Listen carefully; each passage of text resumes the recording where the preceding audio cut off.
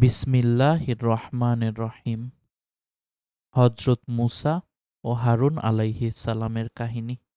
Only on stories of Islam Bangla. মুসা ফেরাউনকে বললেন, তুমি বনু ইসরায়েলদের উপরে নিপীড়ন করো না। আমরা আল্লাহর নিকট থেকে ওহী লাভ করেছি যে, যে ব্যক্তি মিথ্যারোপ করে ও মুখ ফিরিয়ে নেয় তার উপরে আল্লাহর আযাব নেমে আসে। সূরা তাহা আয়াত ৪৭-৪৮। এ কথা শুনে ফেরাউন তাচ্ছিল্যের সঙ্গে বলল, মুসা, তোমার পালনকর্তা কে? মুসা বললেন, আমার পালনকর্তা তিনি, যিনি প্রত্যেক বস্তুকে তার যোগ্য আকৃতি দান করেছেন, অতঃপর পথপ্রদর্শন করেছেন। ফেরাউন বলল, তাহলে অতীত যুগের লোকদের অবস্থা কি? মুসা বললেন, তাদের খবর আমার প্রভুর কাছে লিখিত আছে। আমার পালনকর্তা ভ্রান্ত হন না এবং বিস্মৃতও হন না। এ কথা বলার পর মুসা আল্লাহর নিদর্শনসমূহ বর্ণনা শুরু করলেন, যাতে ফেরাউন তার যৌক্তিকতা মেনে নিতে বাধ্য হয়। তিনি বললেন, আমার পালনকর্তা তিনি, যিনি তোমাদের জন্য পৃথিবীকে বিছানা স্বরূপ বানিয়েছেন এবং তাতে চলার পথসমূহ তৈরি করেছেন। তিনি আকাশ থেকে বৃষ্টি বর্ষণ করেন এবং তা দ্বারা বিভিন্ন প্রকার উদ্ভিদ উৎপন্ন করেন। তোমরা তা আহার করো ও তোমাদের চতুষ্পদ জন্তুসমূহ চড়িয়ে থাকো। নিশ্চয়ই এতে বিবেকবানদের জন্য নিদর্শনসমূহ রয়েছে। সূরা তাহা আয়াত ৪৯-৫৪। মুসা আলাইহিস সালামের দাওয়াতের সারসংক্ষেপ। বিশ্বের পালনকর্তা আল্লাহর দিকে আহ্বান। আল্লাহর প্রেরিত প্রকৃত সত্যই আসল সত্য। তার ব্যতিক্রম কিছু না বলা বা না করার ব্যাপারে সর্বদা দৃঢ়চিত্ত থাকার ঘোষণা প্রদান। আল্লাহর গজবের ভয় প্রদর্শন। আল্লাহর সৃষ্টিতত্ত্ব বিশ্লেষণ। পিছনের লোকদের কৃতকর্মের হিসাব আল্লাহর উপরে ন্যস্ত করে বর্তমান অবস্থার সংশোধনের প্রতি আহ্বান। মজলুম বনু ইসরাইলের মুক্তির জন্য জালেম ফেরাউনের নিকটে আবেদন। মুসা আলাইহিস সালামের দাওয়াতের ফলশ্রুতি। ফেরাউনের অহংকারী হৃদয়ে মুসার দাওয়াত ও উপদেশবাণী কোনো রূপরেখাপাত করল না, বরং সে পরিষ্কার বলে দিল, তোমার এসব অলীক জাদু এগুলো মাত্র অলীক জাদু। আমরা আমাদের পূর্বপুরুষদের মধ্যে এসব কথা শুনিনি। মুসা বললেন, আমার পালনকর্তা সম্যক জানেন কে তার নিকট থেকে হেদায়েতের কথা নিয়ে আগমন করেছে এবং কে প্রাপ্ত হবে পরকালের গৃহ। নিশ্চয়ই জালেমরা সফলকাম হবে না। ফেরাউন তার সভাসদগণকে উদ্দেশ্য করে বলল, হে পারিষদবর্গ, আমি ব্যতীত তোমাদের কোনো উপাস্য আছে বলে আমি জানি না। এরপর সে মুসার প্রতিশ্রুত পরকালের গৃহ দেখার জন্য জনগণকে ধোঁকা দেওয়ার উদ্দেশ্যে তার উজিরকে বলল, হে হামান, তুমি ইট পোড়াও, অতঃপর আমার জন্য একটি প্রাসাদ নির্মাণ করো, যাতে আমি মুসার উপাস্যকে উকি মেরে দেখতে পারি। আমার ধারণা সে একজন মিথ্যাবাদী। এ কথা বলে ফেরাউন ও তার বাহিনী অন্যায়ভাবে অহংকারে ফেটে পড়ল। তারা ধারণা করল যে তারা কখনোই আল্লাহর কাছে প্রত্যাবর্তিত হবে না। অন্যত্র বর্ণিত হয়েছে যে মুসা ও হারুন যখন ফেরাউনের কাছে গিয়ে বললেন, আমরা বিশ্বজগতের পালনকর্তার রাসূল, তুমি বনু ইসরাইলকে আমাদের সাথে যেতে দাও। ফেরাউন তখন বাঁকা পথ ধরে প্রশ্ন করে বসল, আমরা কি তোমাকে শিশু অবস্থায় আমাদের মধ্যে লালন পালন করিনি এবং তুমি কি আমাদের মাঝে তোমার জীবনের বহু বছর কাটাওনি? আর তুমি করেছিলে হত্যাকাণ্ডে সেই অপরাধ যা তুমি করেছিলে। এরপরেও তুমি আমাকে পালনকর্তা না মেনে অন্যকে পালনকর্তা বলছো। আসলে তুমিই হলে কাফির বা কৃতঘ্নদের অন্তর্ভুক্ত। জবাবে মুসা বললেন, আমি সে অপরাধ তখন করেছি যখন আমি ভ্রান্ত ছিলাম। অতঃপর আমি ভীত হয়ে তোমাদের কাছ থেকে পলায়ন করেছিলাম। এরপর আমার পালনকর্তা আমাকে প্রজ্ঞা দান করেছেন ও আমাকে রাসূলগণের অন্তর্ভুক্ত করেছেন। অতঃপর আমার প্রতি তোমার যে অনুগ্রহের কথা বলছো তা এই যে, তুমি বনু ইসরাইলকে গোলাম বানিয়ে রেখেছ। ফেরাউন এ কথার জবাব না দিয়ে আকীদাগত প্রশ্ন তুলে বলল, তোমাদের কথিত বিশ্বজগতের পালনকর্তা আবার কে? মূসা বললেন, তিনি নভমণ্ডল, ভূমণ্ডল ও এতদুভয়ের মধ্যবর্তী সব কিছুর পালনকর্তা, যদি তোমরা বিশ্বাসী হও। এ জবাব শুনে ফেরাউন তার পারিষদবর্গকে বলল, তোমরা কি শুনছ না? আসলে তোমাদের প্রতি প্রেরিত এ রাসূলটি একটা আস্ত পাগল। অতঃপর ফেরাউন মূসাকে বললেন, যদি তুমি আমার পরিবর্তে অন্যকে উপাস্যরূপে গ্রহণ করো, তবে আমি অবশ্যই তোমাকে কারাগারে নিক্ষেপ করব। মূসা বললেন, আমি তোমার কাছে কোনো স্পষ্ট নিদর্শন নিয়ে আগমন করলেও কি তুমি আমাকে কারাগারে নিক্ষেপ করবে? তখন ফেরাউন তাচ্ছিল্য ভরে বলল, হে মূসা, যদি তুমি কোনো নিদর্শন নিয়ে এসে থাকো তাহলে তা উপস্থিত করো, যদি তুমি সত্যবাদী হয়ে থাকো। মূসা তখন নিজের হাতের লাঠি মাটিতে নিক্ষেপ করলেন, ফলে তৎক্ষণাৎ তা একটা জলজন্ত অজগর সাপে পরিণত হয়ে গেল। তারপর বগল থেকে নিজের হাত বের করলেন এবং তা সঙ্গে সঙ্গে দর্শকদের চোখে ধবধবে আলোকোজ্জ্বল দেখাতে লাগল। ইবনু আব্বাস রাজিয়াল্লাহু বর্ণিত হাদিসুল ফুতুনে বলা হয়েছে যে, বিশাল ওই অজগর সাপটি যখন বিরাট হা করে ফেরাউনের দিকে এগিয়ে গেল, তখন ফেরাউন ভয়ে সিংহাসন থেকে লাফিয়ে মূসার কাছে গিয়ে আশ্রয় চাইল এবং তিনি তাকে আশ্রয় দিলেন। উল্লেখ্য যে, মূসার প্রদর্শিত লাঠির মোজেজাটি ছিল অত্যাচারী সম্রাট ও তার জালেম সম্প্রদায়ের ভয় দেখানোর জন্য। এর দ্বারা তাদের যাবতীয় দুনিয়াবী শক্তিকে চ্যালেঞ্জ ছুড়ে দেওয়া হয়। অতঃপর প্রদীপ্ত হস্ততালুর দ্বিতীয় মোজেজাটি দেখানো হয়, এটা বোঝানোর জন্য যে তার আনীত এলাহি বিধান মেনে চলার মধ্যেই রয়েছে অন্ধকার থেকে আলোর পথের দিশা, যাতে রয়েছে মানুষের সার্বিক জীবনে কল্যাণ ও কল্যাণের শান্তির আলোকবর্তিকা। মোজেজা ও জাদু। মোজেজা অর্থ মানুষের বুদ্ধিকে অক্ষমকারী, অর্থাৎ এমন কর্ম সংঘটিত হওয়া যা মানুষের জ্ঞান ও ক্ষমতা বহির্ভূত। মোজেজা কেবল নবীগণের জন্য খাস এবং কারামত আল্লাহ তার নেককার বান্দাদের মাধ্যমে কখনো কখনো প্রকাশ করে থাকেন, যা কিয়ামত পর্যন্ত জারি থাকবে। মোজেজা নবীগণের মাধ্যমে সরাসরি আল্লাহর পক্ষ থেকে হয়। পক্ষান্তরে জাদু কেবল দুষ্ট জিন ও মানুষের মাধ্যমেই হয়ে থাকে এবং তা হয় অদৃশ্য প্রাকৃতিক কারণের প্রভাবে। জাদু কেবল পৃথিবীতেই ক্রিয়াশীল হয়, আসমানে নয়, কিন্তু মোজেজা আল্লাহর হুকুমে আসমানে ও জমিনে সর্বত্র ক্রিয়াশীল থাকে। যেমন শেষ নবী সাল্লাল্লাহু আলাইহি ওয়াসাল্লাম অঙ্গুলি সংকেতে আকাশের চন্দ্র দ্বিখণ্ডিত হয়েছিল। মোজেজা মানুষের কল্যাণে হয়ে থাকে, কিন্তু জাদু স্রেফ ভেলকিবাজি ও প্রতারণা মাত্র, যা মানুষের কেবল ক্ষতিই করে থাকে। জাদুতে মানুষের সাময়িক বুদ্ধি বিভ্রম ঘটে, যা মানুষকে প্রতারিত করে। এজন্য একে ইসলামে হারাম করা হয়েছে। মিশরীয় জাতি তথা ফেরাউনের সম্প্রদায় ওই সময় জাদুবিদ্যায় পারদর্শী ছিল এবং জ্যোতিষীদের প্রভাব ছিল তাদের সামাজিক ও রাজনৈতিক জীবনে অত্যাধিক। সে কারণে তাদের চিরাচরিত ধারণা অনুযায়ী মূসা আলাইহিসসালামের মোজেজাকে তারা বড় ধরনের একটা জাদু ভেবেছিল মাত্র।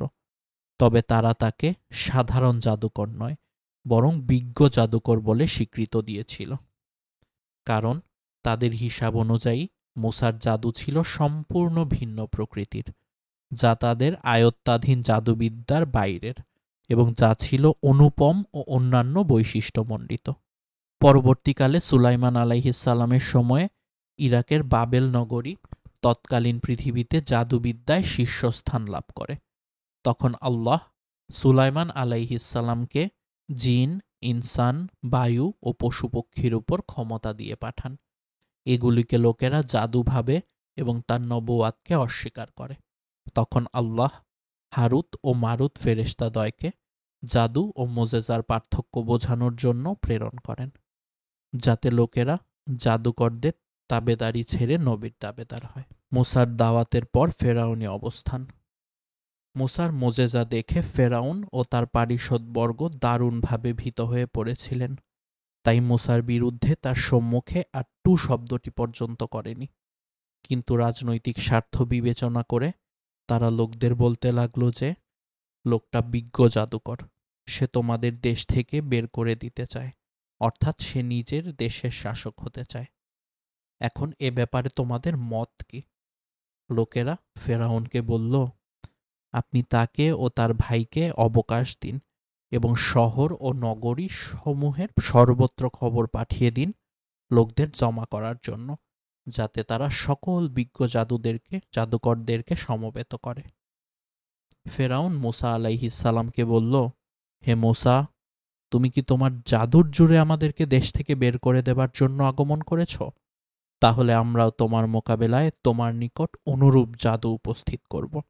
অতএব আমাদের ও তোমার মধ্যে কোনো একটি উন্মুক্ত প্রান্তরে একটা ওয়াদার দিন ধার্য করো, যার খেলাফ আমরাও করব না, তুমিও করবে না।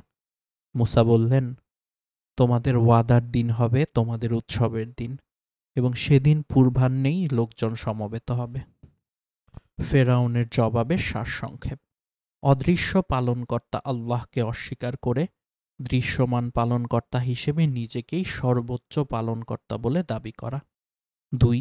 শৈশবে লালন পালনের দোহাই পেরে তাকে পালনকর্তা বলে স্বীকার না করায় উল্টা মুসাকেই কাফির বা কৃতঘ্ন বলে আখ্যায়িত করা। 3. পূর্বপুরুষদের কারো কাছে এমন কথা না শোনার বাহানা পেশ করা। 4. আল্লাহর কাছে ফিরে যাওয়ার কথা অস্বীকার করা। 5. পরকালকে অস্বীকার করা। 6. মুসাকে কারাগারে নিক্ষেপ করার ও হত্যার হুমকি প্রদান করা। 7. নবুয়াতের মুজেজাকে অস্বীকার করা এবং একে জাদু বলে অভিহিত করা। 8. মুসার নিঃস্বার্থ দাওয়াতকে রাজনৈতিক স্বার্থ প্রণোদিত বলে অপবাদ দেয়া। 9. নিজের কথিত ধর্ম রক্ষা ও নিজেদের রচিত বিধিবিধান সমূহ রক্ষার দোহাই দিয়ে মুসার বিরুদ্ধে মানুষকে খেপিয়ে তোলা। 10. মুসাকে দেশে ফিতনা সৃষ্টিকারী বলে দোষারোপ করা। বস্তুত এই ধরনের অপবাদসমূহ যুগে যুগে প্রায় সকল নবীকে ও তাদের অনুসারী সমাজ সংস্কারকগণকে দেয়া হয়েছে এবং আজও দেয়া হচ্ছে। নবুয়াত পরবর্তী প্রথম পরীক্ষা, অর্থাৎ জাদুকরদের মোকাবিলা। মুসা আলাইহিসসালাম ও ফেরাউনের মাঝে জাদু প্রতিযোগিতার দিন ধার্য হবার পর মুসা আলাইহিসসালাম পয়গম্বরসুলভ দয়া প্রকাশে নেতাদের উদ্দেশ্য করে বললেন, দুর্ভোগ তোমাদের, তোমরা আল্লাহর প্রতি মিথ্যারোপ করো না, তাহলে তিনি তোমাদেরকে আযাব দ্বারা ধ্বংস করে দেবেন। যারাই মিথ্যারোপ করে তারাই বিফল মনোরথ হয়। কিন্তু এতে কোনো ফলদয় হল না। ফেরাউন উঠে গিয়ে তার সকল কলাকৌশল জমা করল, অতঃপর উপস্থিত হল। অতঃপর তারা তাদের কাজে নিজেদের মধ্যে বিতর্ক করল এবং গোপনে পরামর্শ করল। তারা বলল, এই দুজন লোক নিশ্চিতভাবেই জাদুকর। তারা তাদের জাদু দ্বারা আমাদেরকে আমাদের দেশ থেকে বহিষ্কার করতে চায় এবং আমাদের উৎকৃষ্ট জীবনধারা রহিত করতে চায়। অতএব হে জাদুকরগণ, তোমরা তোমাদের যাবতীয় কলাকৌশল সংহত করো, অতঃপর সারিবদ্ধভাবে এসো। আজ যে জয়ী হবে সেই হবে সফলকাম। জাদুকররা ফেরাউনের নিকট সমবেত হয়ে বলল, জাদুকর প্রতিটি ব্যক্তি, অর্থাৎ জাদুকর সেই ব্যক্তিটি কি নিয়ে কাজ করে? সবাই বলল, সাপ নিয়ে। তারা বলল, আল্লাহর কসম, পৃথিবীতে আমাদের উপরে এমন কেউ নেই যে লাঠি ও রশিকে সাপ বানিয়ে কাজ করতে পারে। অতএব আমাদের জন্য কি বিশেষ কোনো পুরস্কার আছে যদি আমরা বিজয়ী হই? সে বলল, হ্যাঁ, তখন অবশ্যই তোমরা আমার নিকটবর্তী লোকদের অন্তর্ভুক্ত হয়ে যাবে। জাদুকররা উৎসাহিত হয়ে মুসাকে বলল, হে মুসা, হয় তুমি তোমার জাদুর লাঠি নিক্ষেপ করো, না হয় আমরা প্রথমে নিক্ষেপ করি। মুসা বললেন, তোমরাই নিক্ষেপ করো। অতঃপর যখন তারা তাদের রশি ও লাঠি নিক্ষেপ করল, তখন লোকদের চোখগুলিকে ধা দিয়ে দিল এবং তাদের ভীত সন্ত্রস্ত করে তুলল ও এক মহাজাদু প্রদর্শন করল। তাদের জাদুর প্রভাবে মুসার মনে হলো যেন তাদের রশিগুলো ও লাঠিগুলো সাপের ন্যায় ছুটাছুটি করছে। তাতে মুসার মনে কিছুটা ভীতির সঞ্চার হলো। এমতাবস্থায় আল্লাহই নাজিল করে মূসাকে অভয় দিয়ে বললেন, তুমিই বিজয়ী হবে। তোমার ডান হাতে যা আছে তা, অর্থাৎ লাঠিটি নিক্ষেপ করো। এটা তাদের সব কিছুকে যা তারা করেছে গ্রাস করে ফেলবে। তাদের ওসব তো জাদুর খেল মাত্র। বস্তুত জাদুকর যেখানেই থাকুক সে সফল হবে না। জাদুকররা তাদের লাঠি ও রশিসমূহ নিক্ষেপ করার সময় বলল, ফেরাউনের মর্যাদার শপথ, আমরা অবশ্যই বিজয়ী হব। তারপর মূসা আলাইহিসসালাম আল্লাহর নামে লাঠি নিক্ষেপ করলেন। দেখা গেল তা বিরাট অজগর সাপের ন্যায় রূপ ধারণ করল এবং জাদুকরদের সমস্ত অলীক কীর্তিগুলোকে গ্রাস করতে লাগল। এ দৃশ্য দেখে যুগশ্রেষ্ঠ জাদুকরগণ বুঝে নিল যে মূসার এ জাদু আসলে জাদু নয়, কেননা জাদুর সর্বোচ্চ বিদ্যা তাদের কাছেই রয়েছে। মূসা তাদের চেয়ে বড় জাদুকর হলে এতদিন তার নাম শোনা যেত, তার উস্তাদের খবর জানা যেত। তাছাড়া তার যৌবনকাল অবধি সে আমাদের কাছেই ছিল। কখনোই তাকে জাদু শিখতে বা জাদু খেলা দেখাতে বা জাদুর প্রতি কোনোরূপ আকর্ষণ তার মধ্যে কখনো দেখা যায়নি। তার পরিবারেও কোনো জাদুকর নেই। তার বড় ভাই হারুন তো সর্বদা আমাদের মাঝেই দিনানিপাত করেছে। কখনোই তাকে এসব করতে দেখা যায়নি বা তার মুখে এখনকার মতো বক্তব্য শোনা যায়নি। হঠাৎ করে কেউ বিশ্বসেরা জাদুকর হয়ে যেতে পারে না। নিশ্চয়ই এর মাঝে অলৌকিক কোনো সত্তার নিদর্শন রয়েছে, যা আয়ত্ত করা মানুষের ক্ষমতার বাইরে। এ সময় মূসার দেওয়া তাওহীদের দাওয়াত ও আল্লাহর গজবের ভীতি তাদের অন্তরে প্রভাব বিস্তার করল। আল্লাহ বলেন, অতঃপর সত্য প্রতিষ্ঠিত হল এবং বাতিল হয়ে গেল তাদের সমস্ত জাদুকর্ম।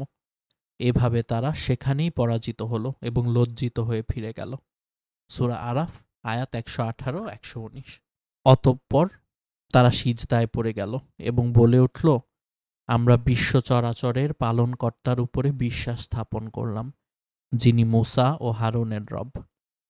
পরাজয়ের এ দৃশ্য দেখে ভীত বিহ্বল ফেরাউন নিজেকে সামলে নিয়ে উপস্থিত লাখো জনতার মনোবল চাঙ্গা করার জন্য জাদুকরদের উদ্দেশ্যে বলে উঠল, আমার অনুমতি দানের পূর্বেই তোমরা তাকে মেনে নিলে? নিশ্চয়ই সে তোমাদের প্রধান, যে তোমাদেরকে জাদু শিক্ষা দিয়েছে। অতঃপর সম্রাট সুলভ হুমকি দিয়ে বলল, শীঘ্রই তোমরা তোমাদের পরিণাম ফল জানতে পারবে। আমি অবশ্যই তোমাদের হাত ও পা বিপরীত দিক থেকে কেটে ফেলব এবং তোমাদের সবাইকে শুলে চড়াবো। জবাবে জাদুকররা বলল, কোনো ক্ষতি নেই, আমরা আমাদের পালনকর্তার কাছে প্রত্যাবর্তন করব। আশা করি আমাদের পালনকর্তা আমাদের ত্রুটি বিচ্যুতিসমূহ ক্ষমা করে দেবেন। উল্লেখ্য যে জাদুকরদের সাথে মোকাবেলার এই দিনটি ছিল 10ই মুহররম আশুরার দিন। তবে কোনো কোনো বিদ্বান বলেছে এটি ছিল তাদের ঈদের দিন, কেউ বলেছেন বাজারের দিন, কেউ বলেছেন নববর্ষের দিন। ফেরাউনের 6টি কূটচাল। জাদুকরদের পরাজয়ের পর ফেরাউন তার রাজনৈতিক কূটচালের মাধ্যমে জনগণের দৃষ্টি অন্যদিকে ফিরিয়ে দিতে চাইল। তার চালগুলি ছিল: 1.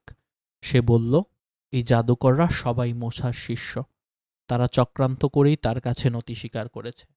এটা একটা পাতানো খেলা মাত্র, আসলে মূসাই হলো বড় জাদুকর। 2. সে বলল, মূসা তার জাদুর মাধ্যমে নগরীর অধিবাসীদেরকে সেখান থেকে বের করে দিতে চায় এবং মূসা ও তার সম্প্রদায় এদেশে আধিপত্য বিস্তার করতে চায়। 3. সে বলল, মূসা যেসব কথা বলছে আমরা আমাদের পূর্বপুরুষদের মধ্যে সেসব কথা কখনো শুনিনি। 4. সে বলল, হে জনগণ, এ লোকটি তোমাদের ধর্ম পরিবর্তন করে দেবে ও দেশময় বিপর্যয় সৃষ্টি করবে। 5. সে বলল, মূসা তোমাদের উৎকৃষ্ট রাজনৈতিক, অর্থনৈতিক ও সামাজিক জীবন ব্যবস্থা রহিত করতে চায়। 6. সে মিশরীয় জনগণকে বিভিন্ন দলে বিভক্ত করে দিয়েছিল এবং একটির দ্বারা অপরটিকে দুর্বল করার মাধ্যমে নিজের শাসন ও শোষণ অব্যাহত রেখেছিল। আজকের বহুদলীয় গণতন্ত্র বা দলতন্ত্র ফেলে আসা ফেরাউনি তন্ত্রের আধুনিক রূপ বলেই মনে হয়। নিজেই সবকিছু করলেও লোকদের খুশি করার জন্য ফেরাউন বলল, অতএব হে জনগণ, তোমরা কি বলতে চাও এখন?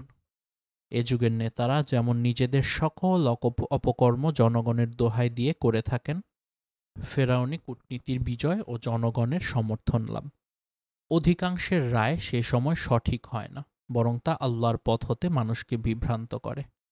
তার প্রমাণ হল ফেরাউনি কূটনীতির বিজয় ও মুসার আপাত পরাজয়। ফেরাউনের ভাষণে উত্তেজিত জনগণের পক্ষে নেতারা সঙ্গে সঙ্গে বলে উঠল, হে সম্রাট, আপনি কি মুসা ও তার সম্প্রদায়কে এমনিই ছেড়ে দিবেন দেশময় ফাসাদ সৃষ্টি করার জন্য এবং আপনাকে ও আপনার উপাস্যদেরকে বাতিল করে দেবার জন্য? জাদুকরদের সত্যগ্রহণ। ধূর্ত ও কূটবুদ্ধি ফেরাউন বুঝল যে তার ঔষধ কাজে লেগেছে। এখনই মোক্ষম সময়। সে সাথে সাথে জাদুকরদের হাত পা বিপরীতভাবে কেটে অতঃপর খেজুর গাছের সাথে শুলে চড়িয়ে হত্যা করার আদেশ দিল। সে ভেবেছিল এতে জাদুকররা ভীত হয়ে তার কাছে প্রাণ ভিক্ষা চাইবে, কিন্তু ফল উল্টা হলো। তারা এক বাক্যে দ্ব্যর্থহীন কণ্ঠে বলে উঠল, আমরা তোমাকে ওইসব সুস্পষ্ট নিদর্শন ও মোজেজার উপরে প্রাধান্য দিতে পারি না যেগুলো মুসার মাধ্যমে আমাদের কাছে পৌঁছেছে, এবং প্রাধান্য দিতে পারি না তোমাকে সেই সত্তার উপরে যিনি আমাদেরকে সৃষ্টি করেছেন। অতএব তুমি যা ইচ্ছা তাই করতে পারো। তুমি তো কেবল এই পার্থিব জীবনেই যা করার করবে। আমরা আমাদের পালনকর্তার উপরে বিশ্বাস স্থাপন করেছি, যাতে তিনি আমাদের পাপসমূহ এবং তুমি আমাদেরকে যে জাদু করতে বাধ্য করেছ তার পাপসমূহ তা মার্জনা করেন। আল্লাহ সর্বশ্রেষ্ঠ ও চিরস্থায়ী। তারা আরও বলল, আমরা তো মৃত্যুর পরে আমাদের পরওয়ারদিগারের নিকটে ফিরে যাব। বস্তুত আমাদের সাথে তোমার শত্রুতা তো কেবল এ কারণেই যে আমরা ঈমান এনেছি আমাদের পালনকর্তার নিদর্শনসমূহের প্রতি, যখন তা আমাদের নিকটে পৌঁছেছে। অতএব হে আমাদের প্রভু, আমাদের জন্য ধৈর্যের দুয়ার খুলে দাও এবং আমাদেরকে মুসলিম হিসেবে মৃত্যু দান করো।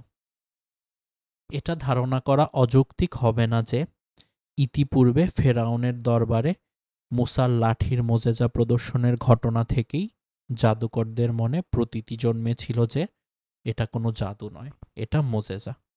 কিন্তু ফেরাউন ও তার পারিষদবর্গের ভয়ে তারা মুখ খুলেনি। অবশেষে তাদেরকে সমবেত করার পর তাদেরকে সম্রাটের নৈকট্যশীল করার ও বিরাট পুরস্কারের লোভ দেখানো হয়। এগুলো নিঃসন্দেহে রাজনৈতিক ও আর্থিক প্রলোভনের চাপ ভিন্ন কিছুই ছিল না।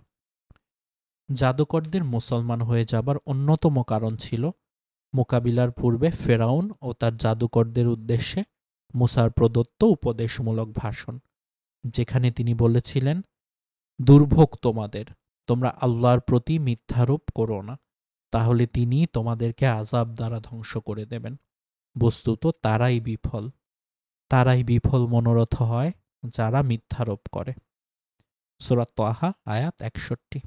মুসার মুখে কথা শুনে ফেরাউন ও তার সভাসদরা অহংকারে স্ফীত হলেও জাদুকর ও সাধারণ জনগণের মধ্যে দারুণ প্রতিক্রিয়া হয়। ফলে জাদুকরদের মধ্যে গ্রুপিং হয়ে যায় এবং তারা আপোষে বিতর্কে লিপ্ত হয়। যদিও গোপন আলোচনার ভিত্তিতে সম্ভবত রাজকীয় সম্মান ও বিরাট অঙ্কের পুরস্কারের লোভে পরিশেষে তারা একমত হয়। বিসমিল্লাহির রহমানির রহিম।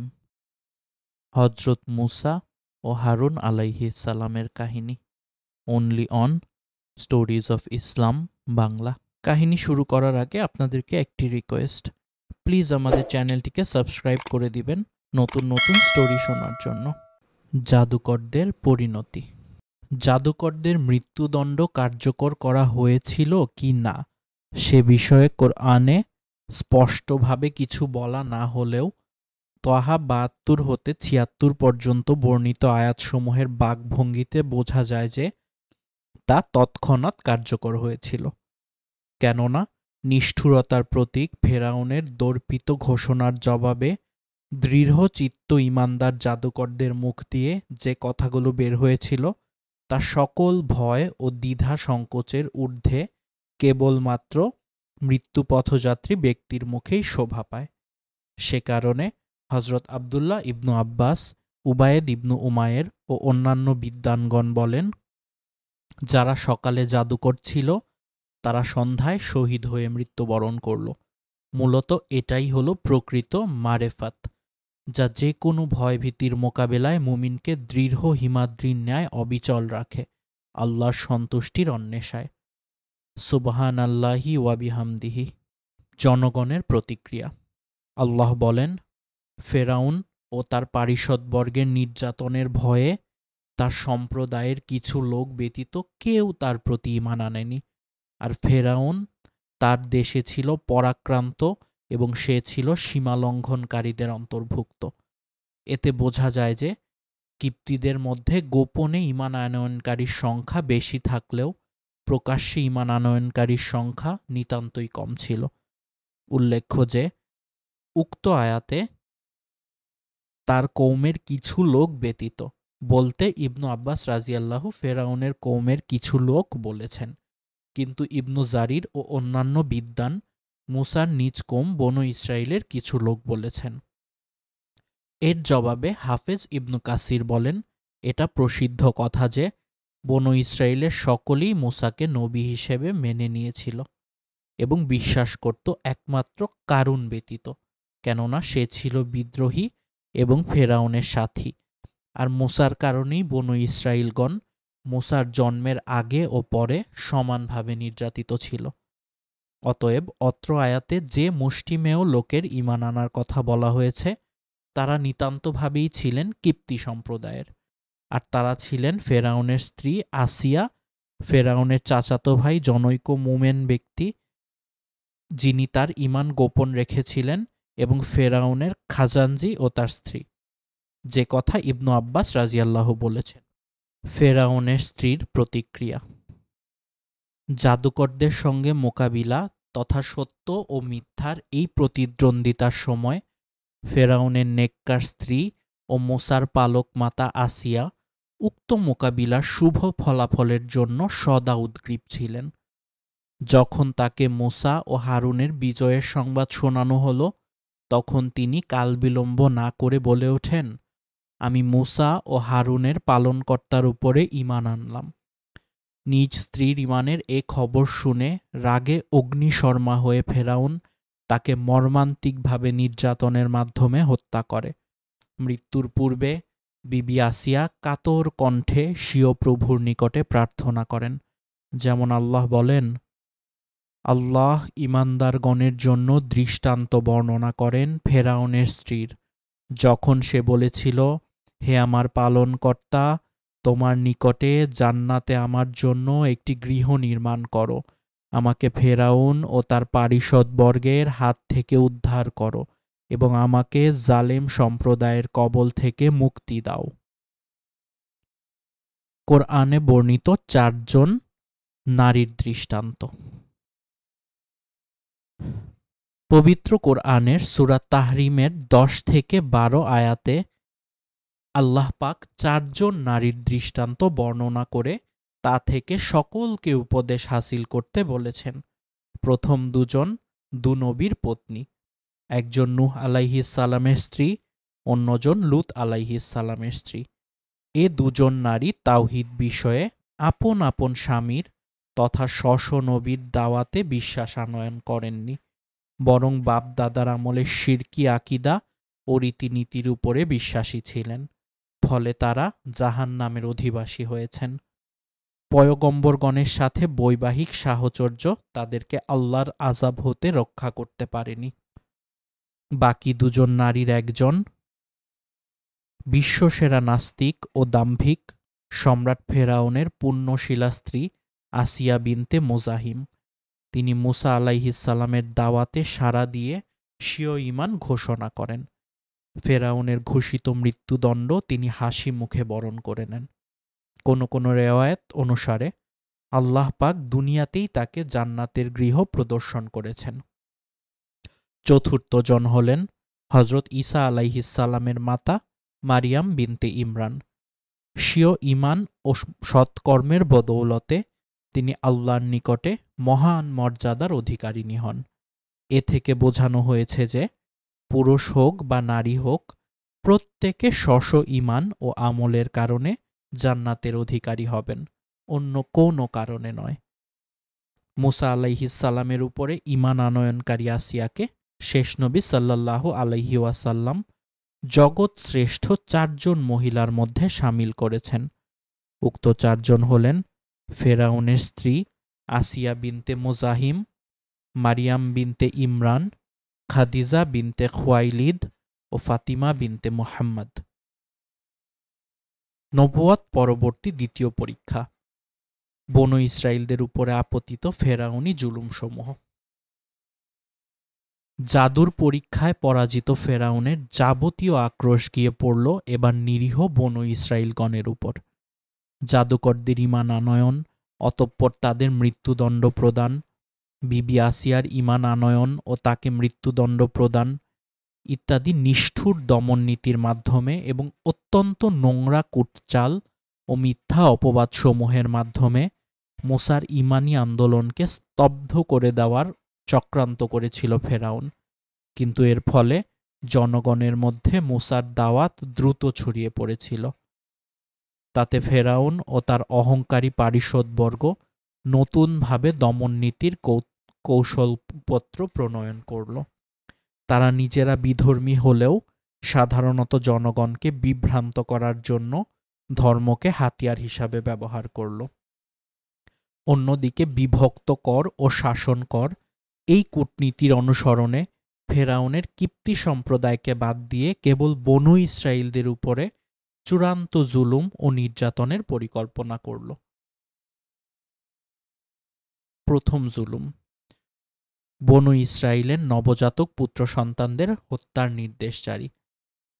ফেরাউনি সম্প্রদায়ের নেতারা ইতিপূর্বে ফেরাউনকে বলেছিল, আপনি কি মুসা ও তার সম্প্রদায়কে এমনি ছেড়ে দিবেন দেশময় ফ্যাসাদ সৃষ্টি করার জন্য এবং আপনাকে ও আপনার উপাস্যদেরকে বাতিল করে দেবার জন্য?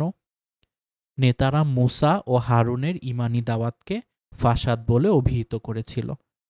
এখন দেশময় মুসার দাওয়াতের ব্যাপক প্রসার বন্ধ করার জন্য এবং ফেরাউনের নিজ সম্প্রদায়ের সাধারণ লোকদের ব্যাপক হারে মুসার দ্বীনের প্রতি আকৃষ্ট হওয়ার স্রোত বন্ধ করার জন্য নিজেদের লোকদের কিছু না বলে নিরীহ বনু ইসরাইলদের উপর অত্যাচার শুরু করার সিদ্ধান্ত ঘোষণা করে ফেরাউন বলল, আমি এখনই টুকরা টুকরা করে হত্যা করব ওদের পুত্র সন্তানদেরকে এবং বাঁচিয়ে রাখব ওদের কন্যা সন্তানদেরকে, আর আমরা তো ওদের উপরে সব দিক দিয়েই প্রবল।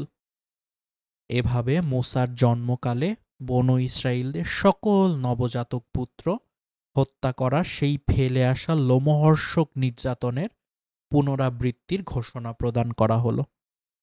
দল ঠিক রাখার জন্য এবং সম্প্রদায়ের নেতাদের রোষাগ্নি প্রশমনের জন্য ফেরাউন অনুরূপ ঘোষণা দিলেও মুসা ও হারুন সম্পর্কে তার মুখ দিয়ে কোনো কথা বের হয়নি, যদিও ইতিপূর্বে সে মুসাকে কারারুদ্ধ করার এমনকি হত্যা করার হুমকি দিয়েছিল।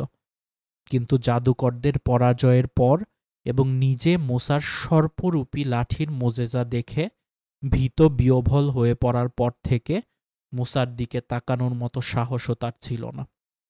যাই হোক, ফেরাউনের উক্ত নিষ্ঠুর ঘোষণা জারি হওয়ার পর বনু ইসরাইলগণ মুসার নিকটে এসে অনুযোগের সুরে বলল, তোমার আগমনের পূর্বেও আমাদেরকে নির্যাতন করা হয়েছে, আবার এখন তোমার আগমনের পরেও তাই করা হচ্ছে। অর্থাৎ তোমার আগমনের পূর্বে তো এ আশায় আমাদের দিন কাটত যে সত্বর আমাদের উদ্ধারের জন্য একজন নবীর আগমন ঘটবে, অথচ এখন তোমার আগমনের পরেও সেই একই নির্যাতনের পুনরাবৃত্তি হচ্ছে। তাহলে এখন আমাদের উপায় কি? আসন্ন বিপদের আশঙ্কায় ভীত সন্ত্রস্ত কওমের লোকদের সান্ত্বনা দিয়ে মুসা আলাইহিস সালাম বললেন, তোমাদের পালনকর্তা শীঘ্রই তোমাদের শত্রুদের ধ্বংস করে দেবেন এবং তোমাদেরকে দেশে প্রতিনিধিত্ব দান করবেন। তারপর দেখবেন তোমরা কেমন কাজ করো। তিনি বললেন, তোমরা সাহায্য প্রার্থনা করো আল্লাহর নিকটে এবং ধৈর্য ধারণ করো। নিশ্চয়ই এ পৃথিবী আল্লাহর। তিনি স্বীয় বান্দাদের মধ্যে যাকে ইচ্ছা এর উত্তরাধিকারী বানিয়ে দেন। বস্তুত চূড়ান্ত পরিণাম ফল আল্লাহ ভীরুদের জন্যই নির্ধারিত। মুসা আলাইহিস সালাম তাদেরকে আরও বলেন, হে আমার সম্প্রদায়, তোমরা যদি আল্লাহর উপরে ঈমান এনে থাকো তবে তারই উপরে ভরসা করো। যদি তোমরা আনুগত্যশীল হয়ে থাকো। জবাবে তারা বলল, আমরা আল্লাহর উপরে ভরসা করছি। হে আমাদের পালনকর্তা, আমাদের উপরে এ জালেম কওমের শক্তি পরীক্ষা করো না, আর আমাদেরকে অনুগ্রহ করে কাফের সম্প্রদায়ের কবল থেকে মুক্তি দাও। উপরোক্ত আয়াতসমূহে বোঝা যায় যে পয়গম্বর সুলভ দরদ ও দূরদর্শিতার আলোকে মুসা আলাইহিসসালাম স্বীয় ভীত সন্ত্রস্ত কওমকে মূলত দুটি বিষয়ে উপদেশ দেন। ১. শত্রুর মোকাবেলায় আল্লাহর সাহায্য প্রার্থনা করা, এবং ২. আল্লাহর সাহায্য না আসা পর্যন্ত সাহসের সাথে ধৈর্য ধারণ করা। সাথে সাথে একথাও স্মরণ করিয়ে দেন যে সমগ্র পৃথিবীর মালিকানা আল্লাহর। তিনি যাকে খুশি এর উত্তরাধিকারী নিয়োগ করেন এবং নিঃসন্দেহে শেষ ফল মুত্তাকিদের জন্যই নির্ধারিত। ২য় জুলুম, ইবাদত গৃহসমূহ ধ্বংস করা। পুত্র শিশু হত্যাকাণ্ডের ব্যাপক জুলুমের সাথে সাথে ফেরাউন বনু ইসরাইলদের ইবাদত গৃহসমূহ ধ্বংস করার নির্দেশ দেয়। বনু ইসরাইলদের ধর্মীয় বিধান ছিল এই যে তাদের সবাইকে বাধ্যতামূলকভাবে উপাসনালয়ে গিয়ে উপাসনা করতে হতো। এখন সেগুলি ভেঙে গুঁড়িয়ে দেয়ায় বনু ইসরাইলগণ দিশেহারা হয়ে পড়ে। এ সময় মুসা ও হারুনের প্রতি আল্লাহ পাক নিম্নোক্ত নির্দেশ পাঠান। আর আমরা নির্দেশ পাঠালাম মুসা ও তার ভাইদের প্রতি, তোমরা তোমাদের সম্প্রদায়ের জন্য মিশরের মাটিতে বাসস্থান নির্ধারণ করো এবং তোমাদের ঘরগুলিকে কিবলামুখী করে তৈরি করো। সেখানে সালাত কায়েম করো এবং মুমিনদের সুসংবাদ দাও। বলা বাহুল্য যে উপরোক্ত বিধান নাজিলের ফলে বনু ইসরাইলগণ স্ব ঘরেই সালাত আদায়ের সুযোগ লাভ করে। ইবনু আব্বাস রাজিয়াল্লাহু বলেন, আল্লাহ তাদেরকে যে কিবলার দিকে ফিরে সালাত আদায় করতে নির্দেশ দেন সেটা ছিল কাবা শরীফ। বরং কোনো কোনো বিদ্বান বলেছেন বিগত সকল নবীর কিবলা ছিল কাবা গৃহ। লক্ষণীয় যে মুসার অতুলনীয় নবুয়াতি মোজেজা থাকা সত্ত্বেও এবং তাদেরকে সাহায্য করার ব্যাপারে আল্লাহর স্পষ্ট ওয়াদা থাকা সত্ত্বেও ফেরাউনি জুলুমের বিরুদ্ধে আল্লাহ মুসাকে যুদ্ধ ঘোষণার নির্দেশ দেননি, বরং জুলুম বরদাস্ত করার জন্য ও ধৈর্য ধারণের নির্দেশ দেন। ইবাদত গৃহসমূহ ভেঙে দিয়েছে বলে তা রক্ষা করার জন্য জীবন দিতে বলা হয়নি। অতএব উপাসনালয় ধ্বংস করা ফেরাউনি কাজ, বরং স্ব গৃহকে কেবলামুখী বানিয়ে সেখানেই সালাত আদায় করতে বলা হয়েছে। এর দ্বারা একটা মূলনীতি বেরিয়ে আসে যে পরাক্রান্ত জালেমের বিরুদ্ধে দুর্বল মজলুমের কর্তব্য হল ধৈর্য ধারণ করা ও আল্লাহর উপরেই সবকিছু সোপর্দ করা।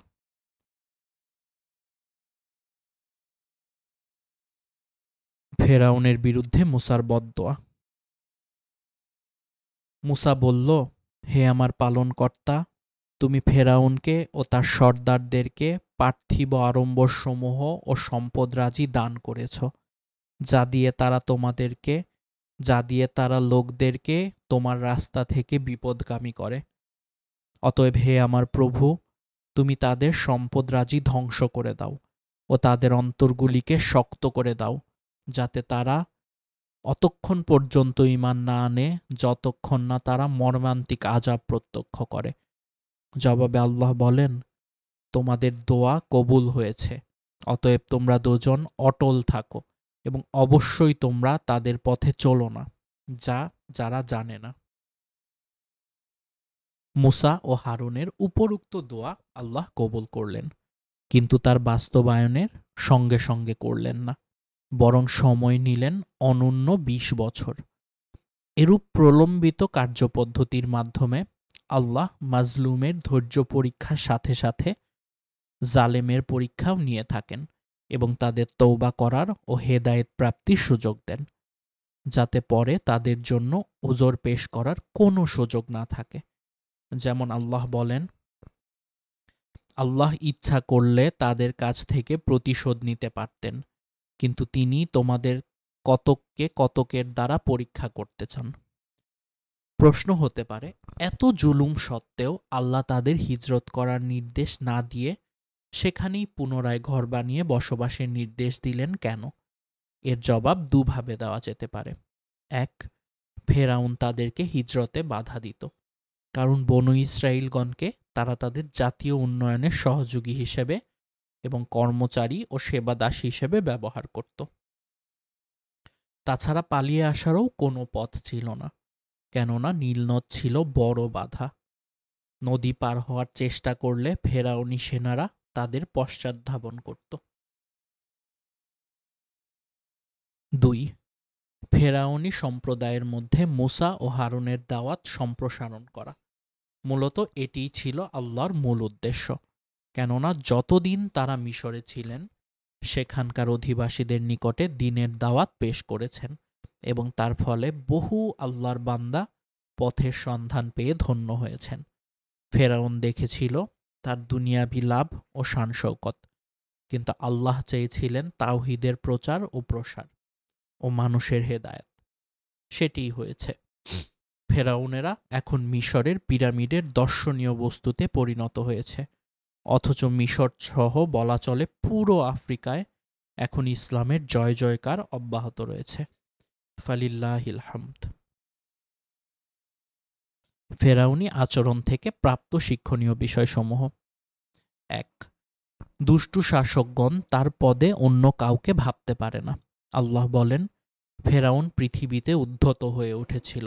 সে দাবি করেছিল, আমিই তোমাদের সর্বোচ্চ পালনকর্তা, অতএব আমি ব্যতীত তোমাদের অন্য কোনো উপাস্য আছে বলে আমি জানি না।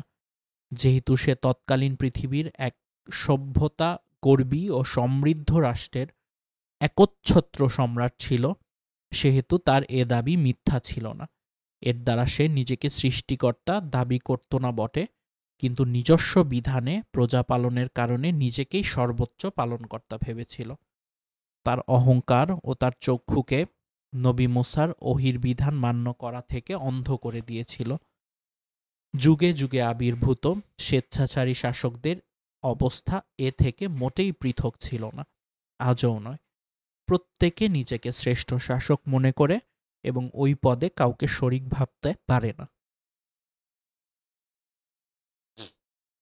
2, তারা তাদের বিরোধীদেরকে ধর্মবিরোধী ও সমাজবিরোধী বলে।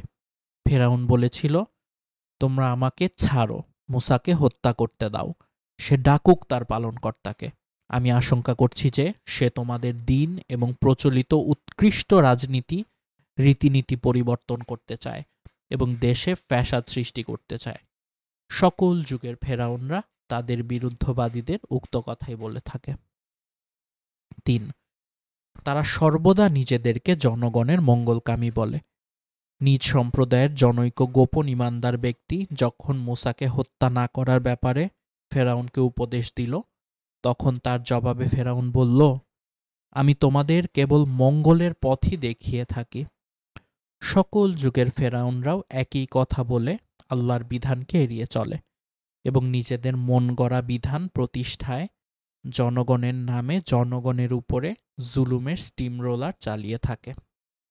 4, তাদের দেওয়া জেল জুলুম ও হত্যার হুমকির বিপরীতে ইমানদারগণ সর্বদা আল্লাহর আশ্রয় প্রার্থনা করেন ও পরিণামে মজলুম বিজয়ী হয় ও জালেম পর্যুদস্ত হয়। যেমন কারাদণ্ড ও হত্যার হুমকি ও ফেরাউনি জুলুমের উত্তরে মুসার বক্তব্য ছিল, আমি আমার ও তোমাদের পালনকর্তার আশ্রয়ে প্রার্থনা করছি সকল অহংকারী থেকে, যে বিচার দিবসে বিশ্বাস করে না। ফলে আল্লাহ তাকে তাদের চক্রান্তের অনিষ্ট থেকে রক্ষা করলেন এবং পরে ফেরাউন গোত্রকে শোচনীয় আযাব গ্রাস করল। এ যুগেও মজলুমের কাতর প্রার্থনা আল্লাহ কবুল করে থাকেন ও জালেমকে বিভিন্নভাবে শাস্তি দিয়ে থাকেন। ফেরাউনি সম্প্রদায়ের উপর আপতিত গজবসমূহ এবং মুসা আলাইহিস সালামের মুজেজাসমূহ। ঐতিহাসিক বর্ণনা অনুযায়ী ফেরাউনের জাদুকরদের সাথে শক্তি পরীক্ষার ঘটনার পর মুসা আলাইহিস সালাম অনূন্য 20 বছর যাবৎ মিশরে অবস্থান করে সেখানকার অধিবাসীদেরকে আল্লাহর বাণী শোনান এবং সত্য ও সরল পথের দিকে দাওয়াত দিতে থাকেন। এ সময়কালের মধ্যে আল্লাহ মুসা আলাইহিসসালামকে প্রধান 9টি মুজেজা দান করেন। তবে প্লেগ মহামারী সহ মোট নিদর্শনের সংখ্যা দাঁড়ায় 10টি, যার মধ্যে প্রথম 2টি শ্রেষ্ঠ মুজেজা ছিল অলৌকিক লাঠি ও আলোকময় হস্ততালু, যার পরীক্ষা শুরুতেই ফেরাউনের দরবারে এবং পরে জাদুকরদের সম্মুখে হয়ে গিয়েছিল।